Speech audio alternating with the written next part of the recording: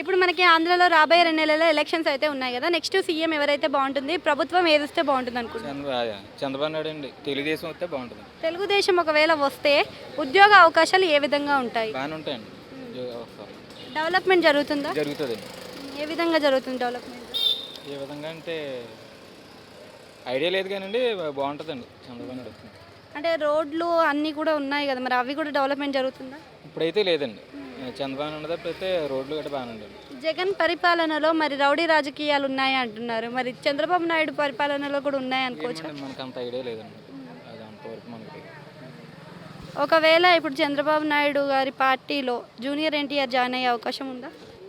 లేదండి, లేదు. రాదు. రాడు. ఒకవేళ వస్తే మరి యువతకి ఎటువంటి డెవలప్మెంట్ జరగవచ్చు? బాగుంటుందండి వస్తే బాగుంటుంది. ఓకే. డెవలప్మెంట్లో ఇప్పుడు మరి చంద్రబాబు అంటే తెలుగుదేశం ఏ విధంగా ముందంజలో ఉంటుంది? ముందంజలో ఉంటుందండి. నెంబర్ 1 స్థాయిలో ఉంటుంది. పవన్ కళ్యాణ్ మరి చంద్రబాబు నాయుడు పొత్తులో వస్తున్నారు కదా. ఒకవేళ పొత్తులో వస్తే పవన్ కళ్యాణ్ గారికి ఏ పదవి ఇచ్చే అవకాశం ఉంటుంది? తెలియదండి. తెలియదు. Thank you.